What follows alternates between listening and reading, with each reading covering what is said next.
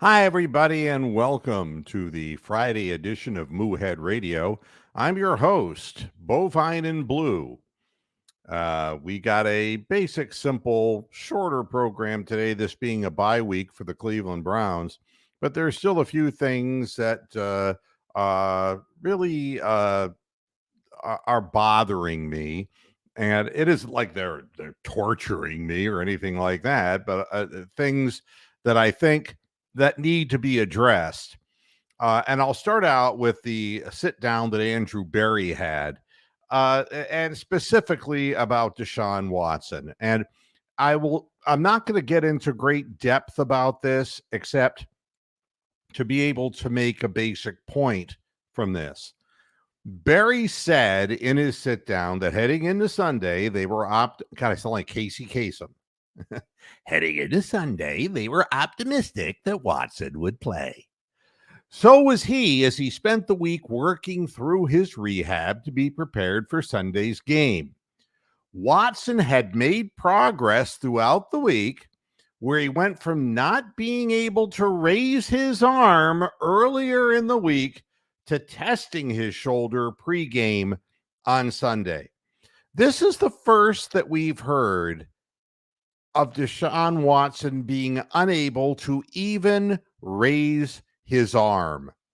Now, if you pay $250 million for an athlete, a quarterback, and guaranteed all the money to him, and after a game, he comes out after his body has cooled down and he took a shot to his shoulder and he was unable to lift his arm from his side, wouldn't you just say, okay, we're going to get on the horse and we're just going to figure out an alternate plan here for the next game?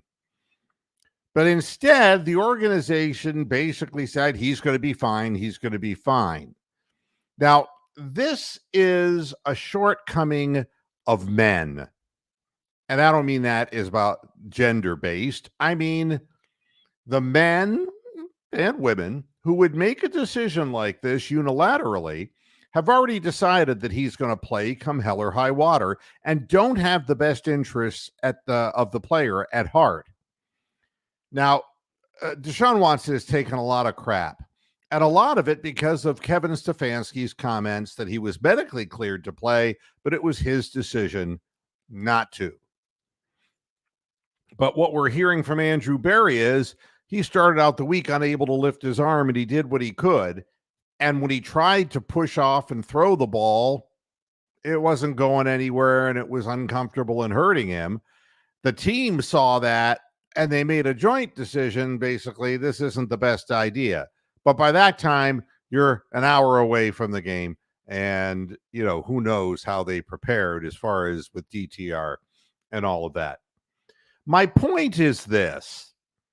If you took away the starting quarterback of every really good team in the NFL, if you took Brock Purdy away from the 49ers, and that's our next opponent, what would they have behind him? All right. And Joshua Dobbs has done a nice job for the Cardinals, but they're 1-3. All right. Would they be better if they had Kyler Murray? I tend to think so. If you took away not only the quarterback, but one of the top 3 running backs in the league and took him out of the lineup as well, Nick Chubb, then what do you expect would happen? That your defense is going to have to come through and is going to have to play harder and be more intent, and you got to find different ways of winning. That's what I think. In Kevin Stefanski's world, it's a week by week by week thing. So we're always in flux. We play a great game against the Titans, who then turn around and blow out the Bengals. Then we come out and we lay an egg because we have an unprepared rookie quarterback. We don't have our best players on the field, and the defense kind of let down on the field after they saw they weren't going to be able to score any points. Right now, what I would tell you about the Cleveland Browns, on any given Sunday, they're good enough to beat any team in the league. That's what I'm going to tell you today. And it's not good enough. Because nobody gives a shit on any given week what you might do. We see this. I mean, all you had to do was watch the Monday Night Football game, for God's sakes. I mean, if there was ever a trap game, the 0-4 Bears, who were in complete flux, come into Washington, D.C., and Washington had just put up a hell of a battle against Philadelphia. And it's like, oh, Commanders are getting somewhere. No, not at all. Not at all. Hi, Bronk. How you doing? So this notion of week to week to week, it just isn't good enough to say, well, we could beat this team and that team. I know we can beat any team in any given week. But it's very hard to seek out the consistency when you're micro organizing and micro analyzing every week by week, minute by minute, play by play. You know, I would say that this group of people, including Kevin Stefanski, are inordinately anal in their approach. And what this leads to is this back and forth where we play a really good game, then we play a really poor game. And this stupid generic thing, well, I have to do better and we have to do better. The fact of the matter is, men have to be motivated on a football field in order to play a dangerous game. And something that the coach, for some reason, Stefanski seems to believe that his job is to marry himself and his players to a scheme and to a playbook. But I say no. I say it needs to be that way to some degree, yes. But what they need to do is they need to feel like they have a reason why they're out there. They need to have a feeling that they're making progress. And this week-to-week micro analysis that goes on by this group of people is fucking the players' heads up. And it's not just this group of players, it's every group of players that we've had. There's no doubt that the players we have on this team are better than players that have played for the Browns in the last, 7, 8, 9, 10 years. There's no doubt in my mind that as a collective group, they're better. Yeah. There are still holes, glaring holes, as to why Donovan Peoples-Jones is still returning punts, why we brought in a defensive, a special teams coach in Bubba Ventrone, and we didn't have anybody behind the guy who had just had his Achilles repaired the year before, and why we didn't have anybody else except for him. Yeah. And it was almost predictable that, a compensatory injury would happen based upon how hard he worked to get back, and then one plant, and then the season's over. But we don't have anybody to back him up. Why? Why is it important to have a special teams coach and build up this as some kind of a strategy when you had a kicker last year who kicked sideways, and we have a guy now who's kicking the ball straight? Do you think that Bubba Ventrone did that? No. It's that Cade York's head was fucked up. And nobody really dealt with it within the Cleveland Browns organization, and they just dumped out, and they wasted a draft pick on somebody. That's what they do. They call out what they think the smart thing to do is, and it turns out not to be the smart thing, So they pulled a kicker just right off the wire, basically. And this guy comes in and he's nailing things from over 50 yards. He is. Now, is that something Bubba Ventrone's done? I don't think so. I mean, Bubba Ventrone can't do anything when he's got Donovan Peoples-Jones, who's fair catching, if you're lucky, a punt, or just letting it go over his head for no apparent reason because he doesn't feel confident that he can catch it or whatever the situation is, or they can't afford to let him take bad hits in the open field because he's got to come out and play offense right afterwards. It's a bad deal. But that's not utilizing personnel. And the notion that, oh, we have to get better, there's a lot of things we have to get better at. We have to get better at drafting players. We have to get better at having a full roster of players. We have to get better at assessing what players are injured every single year. We have to be better at assessing why Jedrick Wills is lazy and not working as hard as he should be to be aggressive when we need him the most. These are things we should be asking ourselves. Why does the offense now kind of look down in the mouth? And we got our offensive line saying, oh man, we fell behind like that and we just couldn't get anything done. It's impossible to run the ball. Bullshit. It's I want to hear that crap. The first fucking play of the game, Ford went around the left end and he ran the ball like 40 plus yards. And Amari Cooper, I don't know what he was doing. He didn't even need to block anybody, but he was just holding his hands out like the Frankenstein monster holding some guy.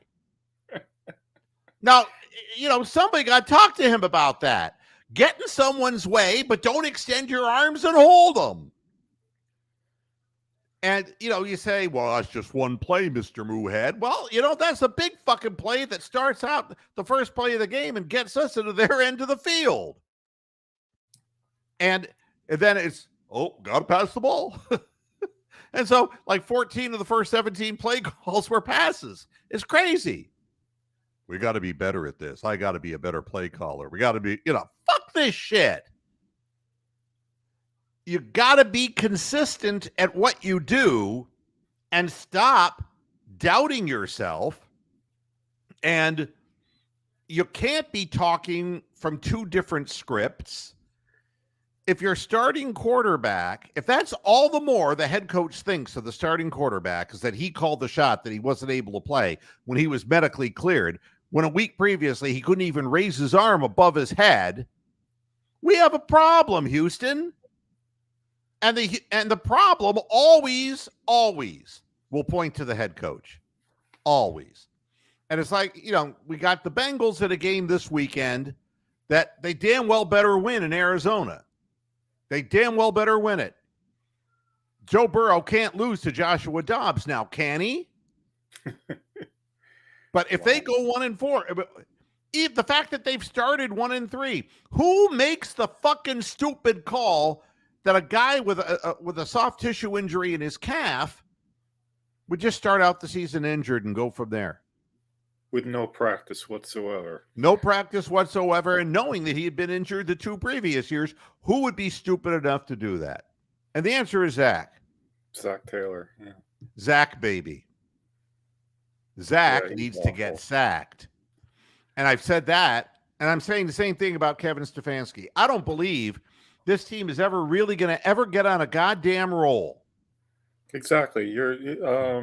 What we need to do, I don't know who first said it, with this aphorism, but find out what you do and keep getting better at it.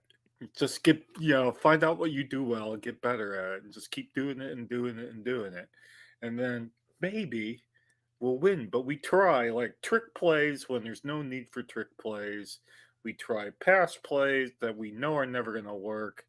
We just like everything looks like a desperation. You know what was interesting, Brock? When we beat, and I'm not going to hold up the Titans as being some mammoth organization, okay? Yeah. Although the Bengals might disagree with you at this point. But the fact is, that game, you know what the trickery was that the Browns performed? What? What was the trickery? They ran the football. Woo! And they kept grinding it out, and then off play action, stop and go, and the safeties bit, and 2 guys got behind. Ford got behind him, and Cooper got behind him, and that was that. Yep. Instant big play. You don't have to flip the ball to 3 different guys to make a big play down the Flip it field. back to, You got to you know, do what you're good at. exactly. And that's the problem. What is the identity? The identity right now of the Cleveland Browns is a team that was a run first team, but their best running back got hurt. They don't really have a backup running back. And their quarterback now got hurt, and they don't have a backup quarterback. So, now it's Jim Schwartz's team because now it's defense. I mean, do you know how many times, and I'll mention the forsaken name Baker Mayfield would have wished that his defense would be able to do what this year's team's Oh defense God. is doing? Yeah, if we had Jim Schwartz 3 years ago with Miles Garrett young and hungry, and some of the other guys we had like Ogunjobi with Garrett, and we had a few other guys that are still around the league playing. It would have been a lot different.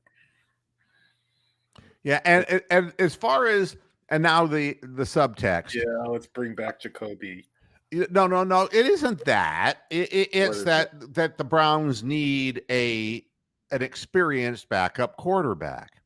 And again, decisions are made, and you look at the people who are making the decisions, and I don't know why they would be convinced after a preseason that a young man who was a 5-year college player who had never played in the NFL would just be able to step right into the shoes of even a guy like Joshua Dobbs, who had started games and played games and had at least some experience, let alone Jacoby Brissett, who's been doing this for a long time. I mean, that decision is very, very odd. Yeah, Brissett might have done all right against the Ravens, but even he wouldn't have probably won. I don't think we would have won that game with any quarterback that we've had lately. You're not going to find a backup NFL quarterback right now, Ronald.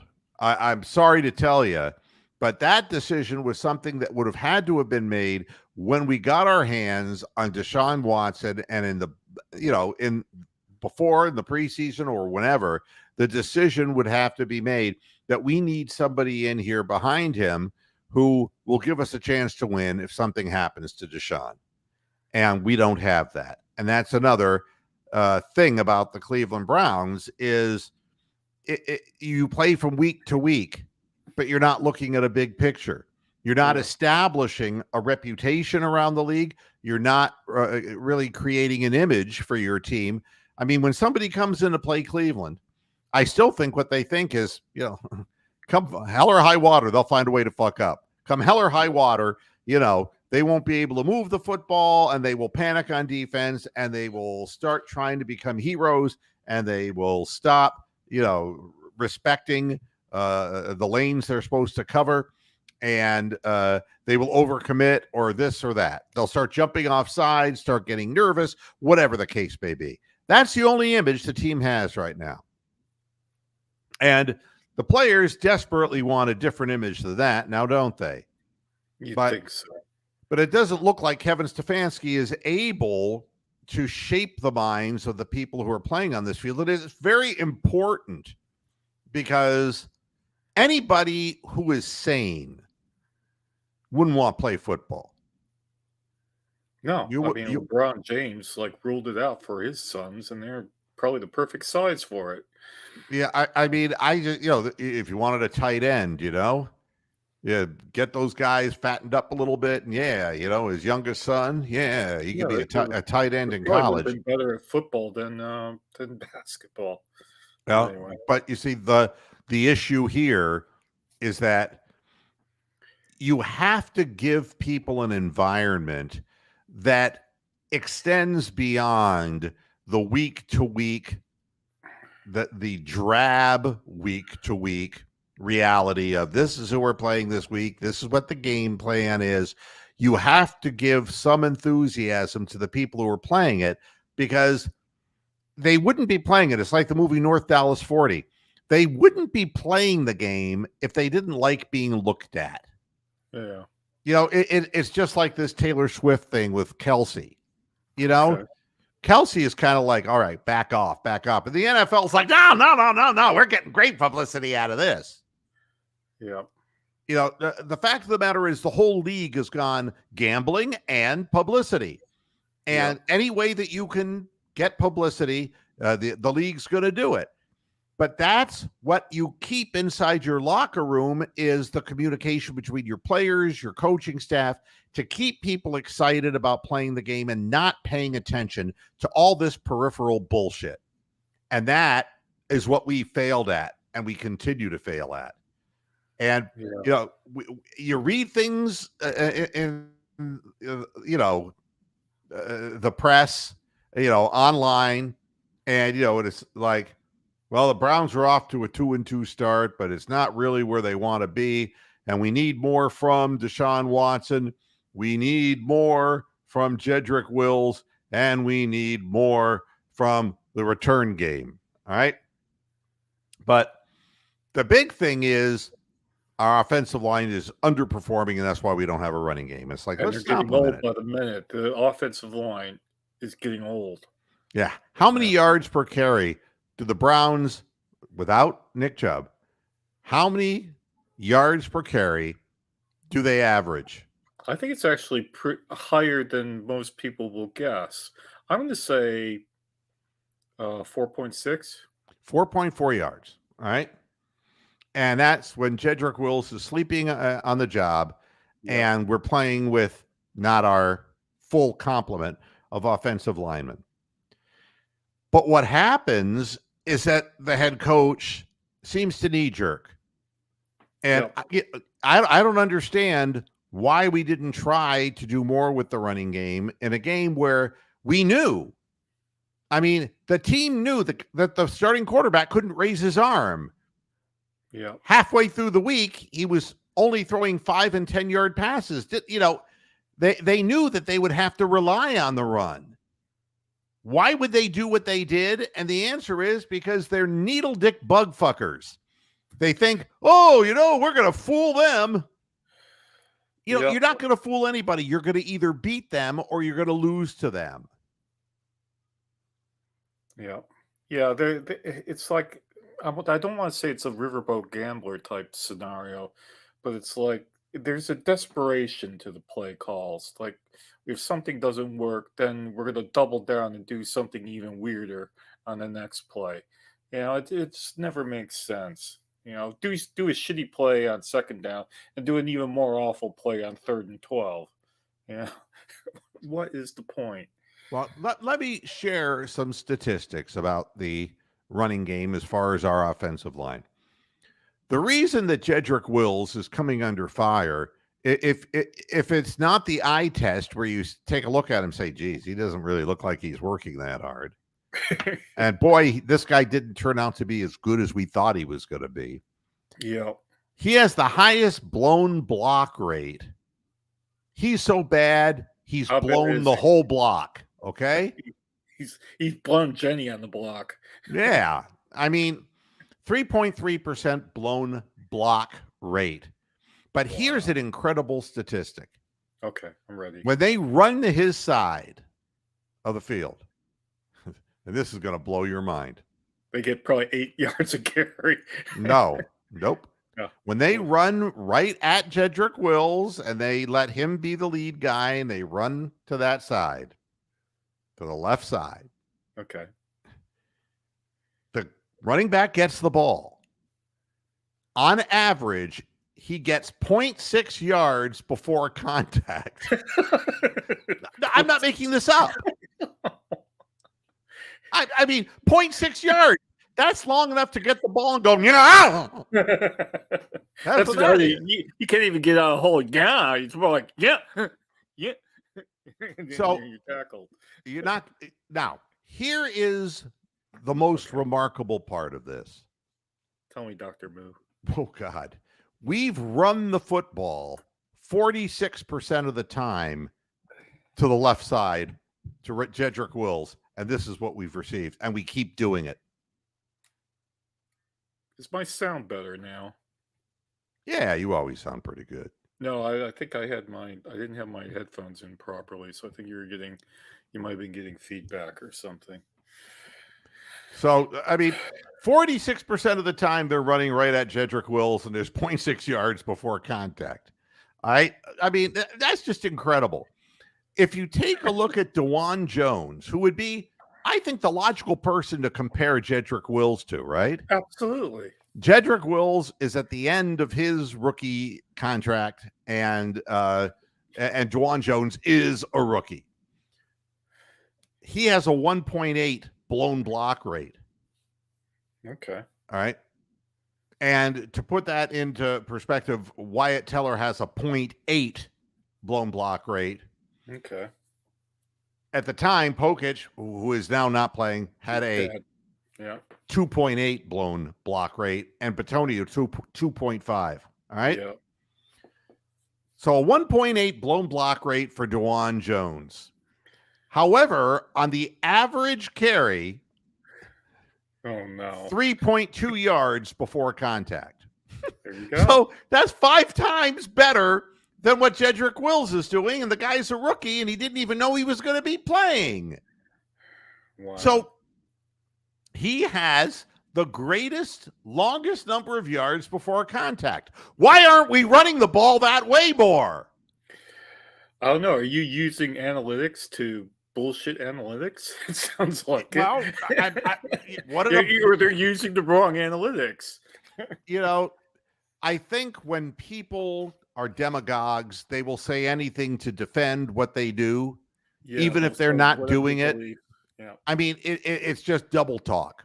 And all this thing about analytics, you can make numbers dance. Oh, obviously, yes. But the bottom line is you're running the ball 46% of the time toward your worst run blocker. And you have been now for 4 football games. Yeah.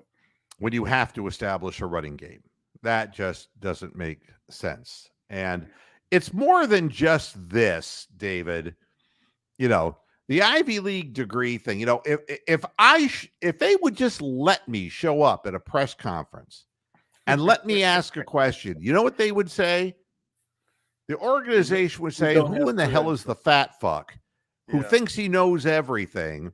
And, it's like, go back, to your children's basement and keep your little podcast going, you fat fuck. Yeah. And people who have that attitude, I mean, you can't just look at somebody and say, that guy can do this and can't. They wouldn't know who I was, what I accomplished, what my background is, what I believe about motivating people who work for my company. They don't know that. They just see a fat guy who does what I'm doing right now. So it isn't just the Ivy League degree. It's that the playbook is carved in stone and we kneel before it and we pray to the baby Jesus over it. And it's going to be the playbook come hell or high water. And what that is a notion that may have been really good back when Tom Landry was coaching or Shula was coaching. But with all of the athleticism and the changes and the prevailing winds of what kind of offenses are finding their way into the league, you have to be more flexible than that. Yeah.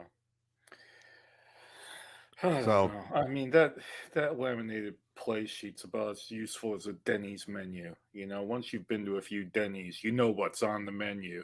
I'll have a Super Bird or I'll have a Grand Slam breakfast. Even I haven't been in one for like 6 years. I can still tell you what's on the Denny's menu. And that's what our fucking playbook is like. All the teams know it. TJ Watt knows it. JJ Watt knows it. James Watt probably knows it. Alexander Graham Bell probably knows it. It's ridiculous.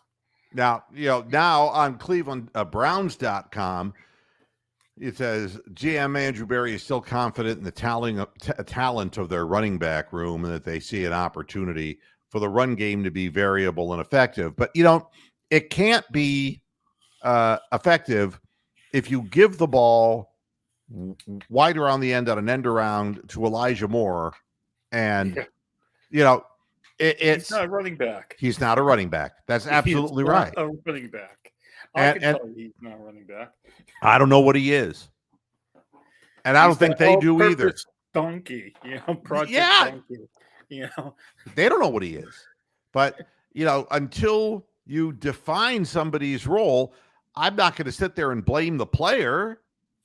I mean, if, No, because when he's on the field as a wide receiver, and they're basically saying, but he's also a running back and he's also this, and I just wonder about the guys who were sitting on the bench, Cedric Tillman and David Bell, the young exactly. guys that we invested in. What in the world is the situation here? Why aren't we seeing these people more? Yeah, Because Elijah Moore is obviously not a guy who's going to break tackles. He's not a no, guy who's going to go up and outfight somebody for the ball.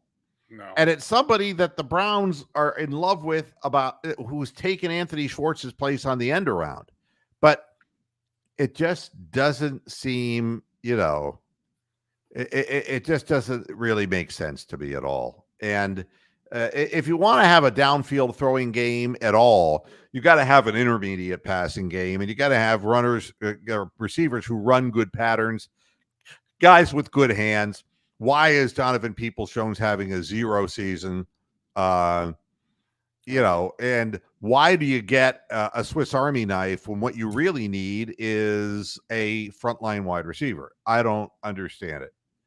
But I think the Browns could be more variable and effective in their running game, but it's one of those things you have to stick with, and you got to wear people down. If it doesn't work at first, there's other things you can do to tire out the defense. You can, sucker them into, full bore pass rushes and throw screen passes, which we haven't seen.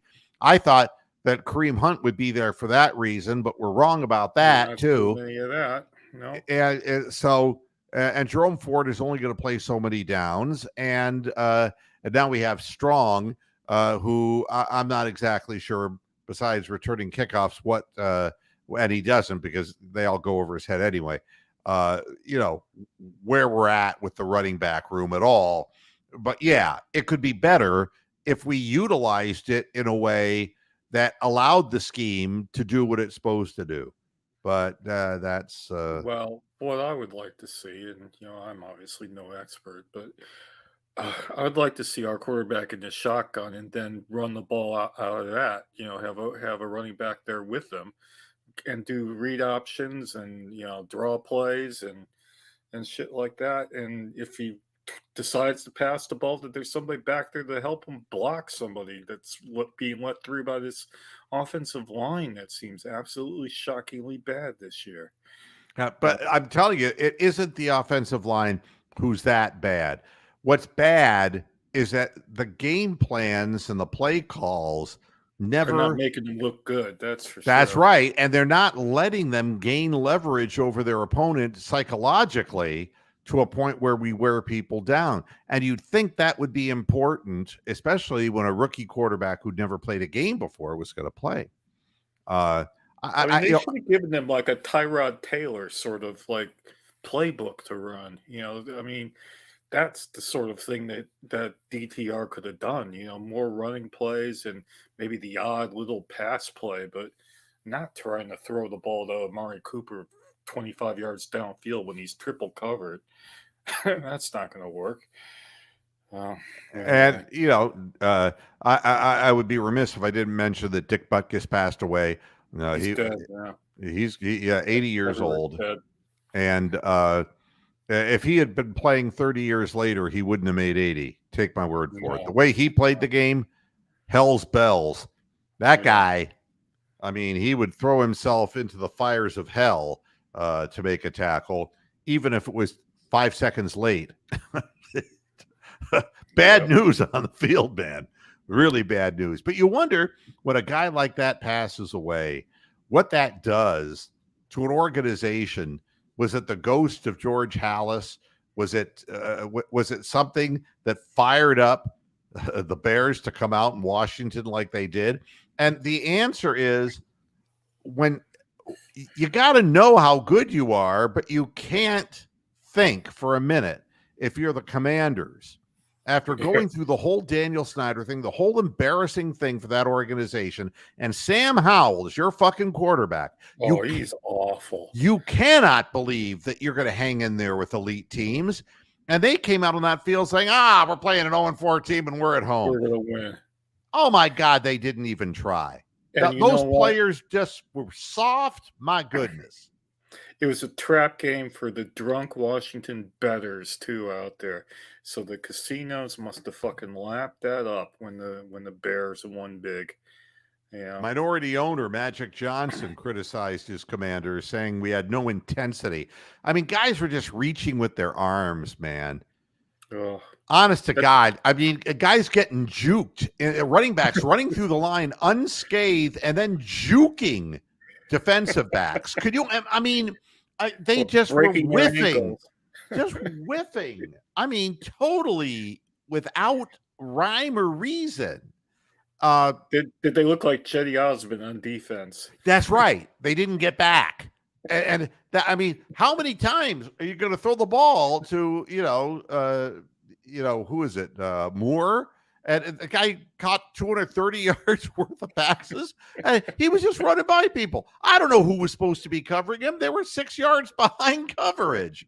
It was really something. Just really something. And wow. That, the fact that the Bears ended the longest loss streak in their history means that it hasn't been as bad as Cleveland. Wow. Yeah, but I was glad for the Bears. I was glad for Justin Fields because he deserves better fate than he got last week. And, they could very easily be, 2-2 right now. And, but he looked like a quarterback who was dropping the ball in the basket. He made some really good throws in the first half of the game and got them like he did the week before. But the team decided they were going to play the rest of the game too defensively.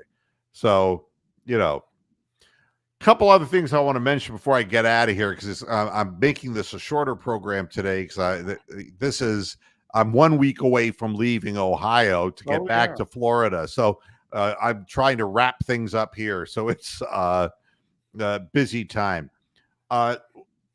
Months and months and months, year ago, 2 years ago, when Steve Cohen bought the New York Mets, and I was just going off. Oh God, yeah. And I was explaining, idiot. Yeah, how much of a pig he is, and how he spends all of this money that was ill-gotten gains because he's been arrested twice for insider trading. Fuck that asshole. He should be in jail, not owning a Major League Baseball team. Yeah. Well, Epler resigned as their GM amid a Major League Baseball investigation. All right. Okay. What Billy Epler allegedly did is the phantom injured list, which is the thing that baseball doesn't want to talk about.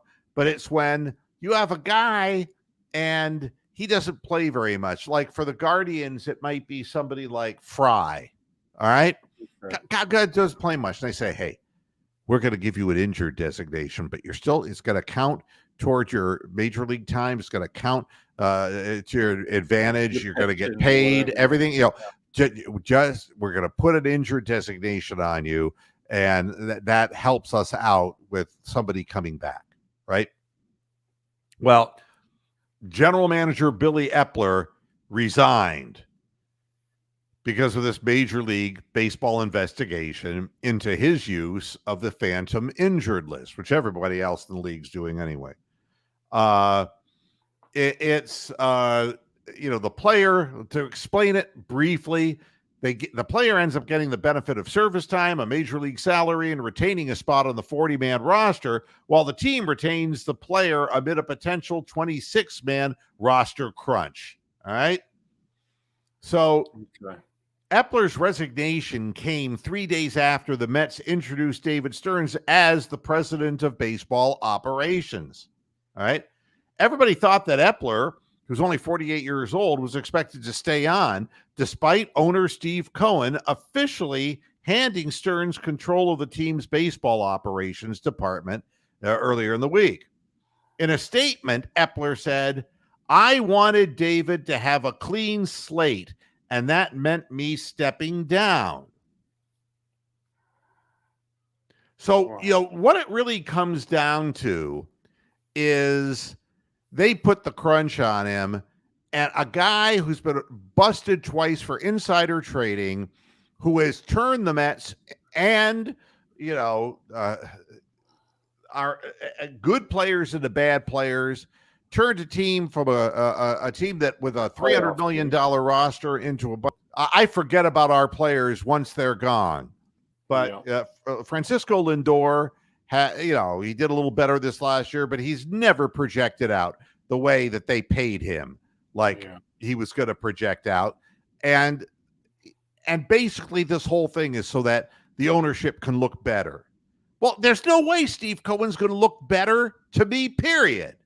Mm-hmm. And don't say I'm anti-Semitic because I grew up in a Jewish home. Steve Cohen's a thief. He's a criminal. Fuck him. Unbelievable. Wow. Some of this stuff just, Here's another thing. Utah's quarterback, Cam Rising, says he tore multiple ligaments in the Rose Bowl. Get this. Finally offering some clarity on why his recovery is taking so damn long, Rising said, "I really wasn't expecting to do this, but I just want to let everybody know I didn't just tear my ACL. I tore my meniscus, my MPFL, and my MCL. It was a big surgery. It was not an easy comeback. I've been working my tail off. There are guys that have had similar injuries like Kyle Murray, Hendon Hooker, who have decided not to play this season. I'm grinding and doing everything I possibly can. And even the fact I'm going out there and practicing, I'm ahead of schedule." Does that sound familiar to you? I mean, do you really think that, that we're going to be able to print up saying, "Hey, look, Nick Chubb's knee isn't really that bad"? We're going to buy that bullshit? No. That is the reality of football, and that's college football, let alone the pro. Yeah. Well, yeah, you know what I say about that. They're professional franchises masquerading as academics, academies. Yeah, but it's if a college like Utah, a program like that, would undersell a guy's injury, and the Browns would undersell Watson's injury after paying him $250 million. Wow. And that they underplayed Nick Chubb's knee damage. They're all thieves. Soup from the same kettle. Yeah. It's, the Dolphins got Chase Claypool. Chase would be a good first name for him because I would chase him out of town if he came to my team. Bad attitude. Yeah. And he will give them something that they don't have besides a guy with a bad attitude.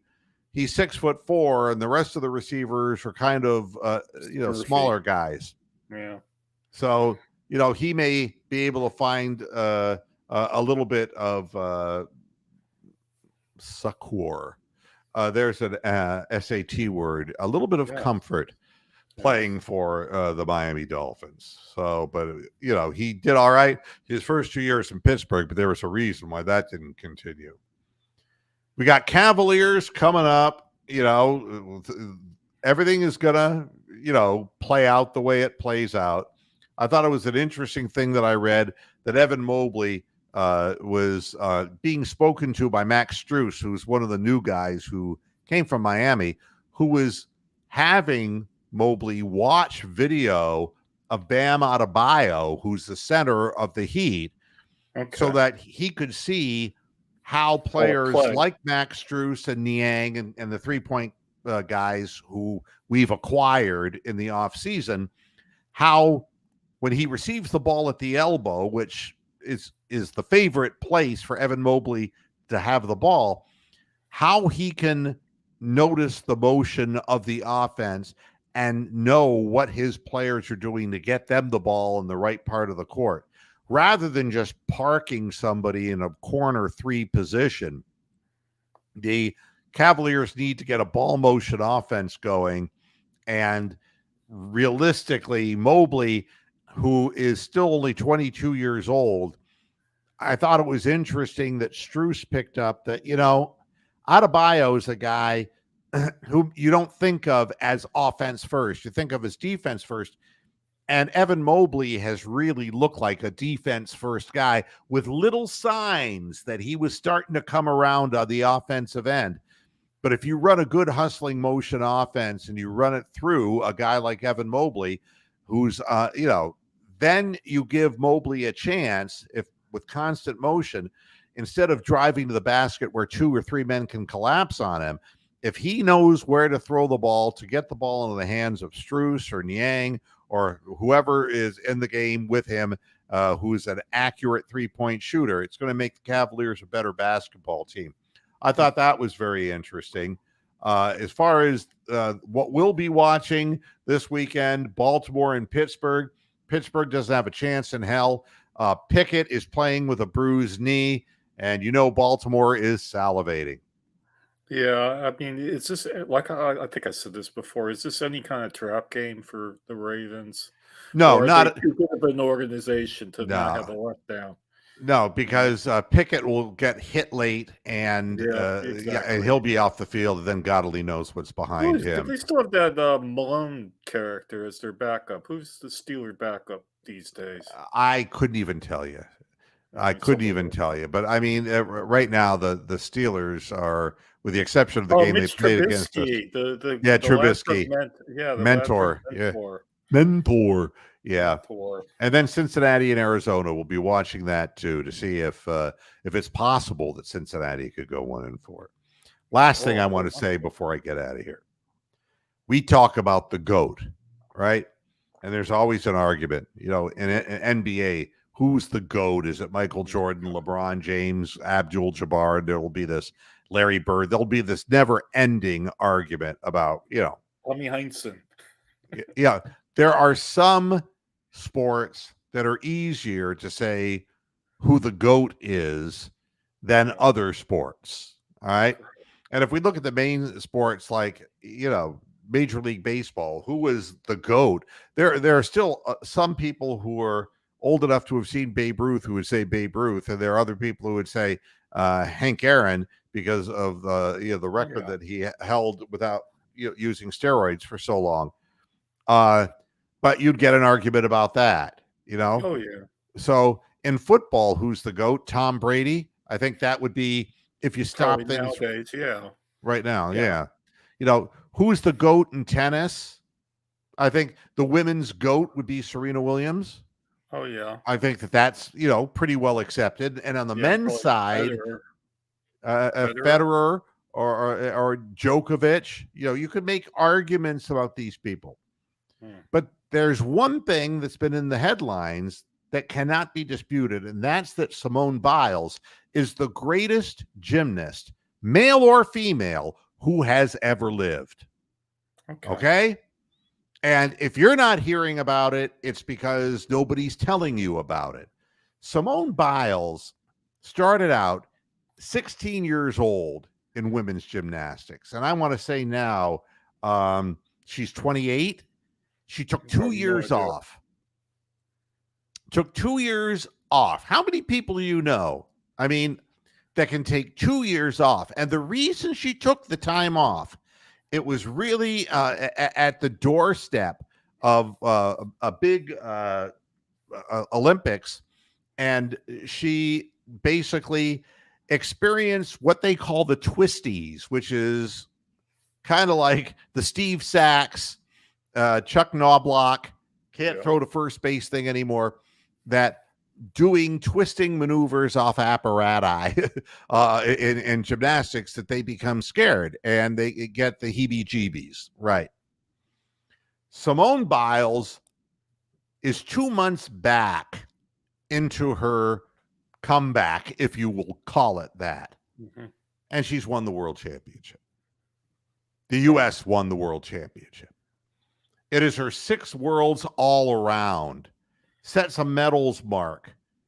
And she was the first woman to land a vault that only men had landed 27 world championship medals, and 21 of them are golds. She now has 34 medals across world championships and Olympics, making her the most decorated gymnast ever, male or female. Wow. You know, we're living in a time where maybe some of the people who deserve more of the credit don't get the credit, but I wanted to end the program by saying that, yes, there are, and this is not a woman, this is not a feminist thing. This is a gymnast who is the greatest gymnast who ever lived, male or female. So that's what it is. There you have it. All right. Well, I'm going to get out of here now, Bronk. I appreciate you hanging out with me, and I appreciate people hanging out with me in the chat room too. And we're going to be, doing what we do this weekend, watching some football games and getting ready to leave out of here. There will be a show on Monday, but there will not be a show on Friday because Friday is my travel day back to Florida. So I got to get ready in a short amount of time to do a halftime and post-game show when we play the 49ers, which may not be the happiest time of my life, but we'll see. Like I said, any given Sunday, and who knows what might happen. So any word from Dick Goddard? Like, what's the weather like these days? The weather in Northeast Ohio is about to take a change for the worse. Today was the last 70s degree day that we're going to have in Northeast Ohio, and it will suddenly drop down to lows in the 30s, highs in the high 40s or low 50s until Mr. Moohead leaves, and then it's going to get even colder, and it's going to snow on your ass. It's going to get cold here over the next couple. Tomorrow morning. I mean, when I walk Topaz tomorrow, it's going to be 40 degrees. Wow. And it was like 72 today, and it's going to be 40 freaking degrees. And but I got my hoodie. I'm going to Bill Belichick it and just kind of go out and walk the dog, So, wow. Yeah. And I'm getting back, and the weather's going to break in Florida, believe it or not. When I get back, it's going to the temperatures are going to lower down into the high 70s, low 80s, and 60s at night. God bless it, man. I love you. You might miss out on any hurricanes this year too, Hey, Manuel, how you doing? A shout out to Manuel. Thank you for listening to the program today. And I remember you, Manuel. We had a conversation about a year ago online, and I know that you had done some work on a student quiz show. I remember this, and I'm an old guy, and I still have my memory. I hope everything's going well for you. I hope that everything's working out, and that you've found something that you love to do, because we all deserve that now, don't we? So everybody, thanks a lot for tuning in, and we'll be back again on Monday. Until then, hasta la vista, Pasture Heads. Good night.